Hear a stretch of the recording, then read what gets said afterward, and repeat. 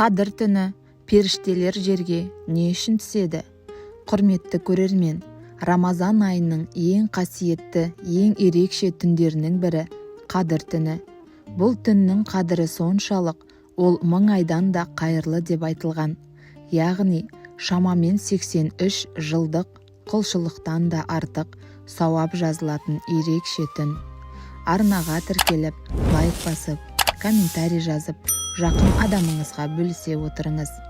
Бірақ көп адам бір сұраққа қызығады. Қадір түні періштелер не үшін жерге түседі?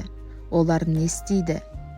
Бүгін осы жайында бірге ойланып көрейік. Аллах тағала Құранда Қадір түні туралы арнайы сүре түсірген.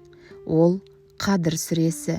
Сол сүренің бір аятында былай делінеді: сол түні періштелер және рух Жәбірейіл Раббыларының рұқсатымен әрбір іс үшін түседі.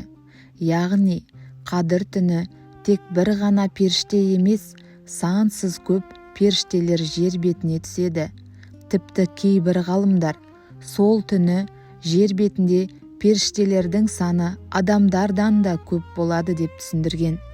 Енді сұрақ: періштелер жерге не үшін түседі? Бірінші себеп: құлшылық жасап жатқан адамдарға куә болу үшін. Қадір түні дұға жасайтын, Құран оқитын, намаз оқитын, Алланы еске алатын адамдардың түні. Сол кезде періштелер жерге түсіп, Аллаға құлшылық жасап отырған пенделерді көреді. Періштелер адамдардың қасында болып, олардың жасаған дұғаларына әмин деп жауап береді. Яғни, адамның дұғасының қабыл болуына себепші болады. Екінші себеп: мейірім мен тыныштық алып келу үшін. Қадір сүресінде ол түн таң атқанша амандық пен тыныштық деп айтылған. Бұл түнде жер бетіне ерекше береке, тыныштық және рақым түседі. Періштелер сол рақымды алып келеді. Сондықтан көптеген адамдар Қадір түнінде ерекше бір тыныштық пен жүрекке жақын сезімді байқайды. Үшінші себеп: адамдарға дұға жасау. Періштелер тек бақылап қана қоймайды. Олар Аллаға құлшылық жасап отырған адамдар үшін дұға жасайды. Мысалы, бір адам түнде тұрып намаз оқып жатса, немесе шын жүректен тәубе етіп жатса, періштелер сол адам үшін: «Уа Алла, бұл құлыңды кешір» деп дұға етеді. Ойланып қарасақ, бұл үлкен нығмет. Себебі періштелер күнә жасамайтын таза жаратылыс. Олардың дұғасы өте қадірлі. Төртінші себеп: Алланың рақымын тарату. Қадір түні кешірім түні. Көп адамның күнәсі кешірілетін түн.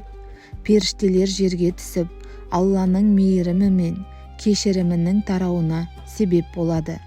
Сондықтан пайғамбарымыз саллаллаху алейхи уассалам Қадір түнінде көп дұға жасауға кеңес берген.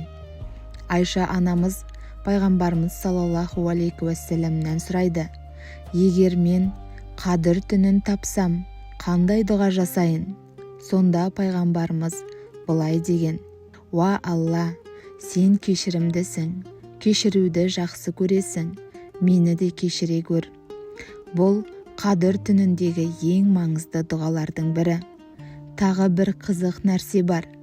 Ғалымдардың айтуынша, Қадір түні періштелер мешіттерге, құлшылық орындарына Алланы еске алып отырған адамдардың қасына барады. Ал кім бұл түнді ұйқымен немесе бос істермен өткізіп алса, ол үлкен мүмкіндіктен айырылып қалуы мүмкін. Сондықтан Қадір түнін қалай өткізу керек? Бірнеше амал бар. Біріншісі — намаз оқу. Түнгі намаз Қадір түніндегі ең сауапты амалдардың бірі. Екіншісі — дұға жасау. Бұл түнде жасалған дұғалар ерекше қабыл болады. Үшіншісі — Құран оқу. Өйткені дәл осы түнде Құран түсе бастаған. Төртіншісі — тәубе ету. Өткен қателіктер үшін Алладан кешірім сұрау. Бесінші — Алланы көп еске алу. Субханаллах, әлхамдулиллах, Аллаху акбар деп зікір айту. Құрметті көрермен, қадір түні жылына бір рет келетін ерекше мүмкіндік.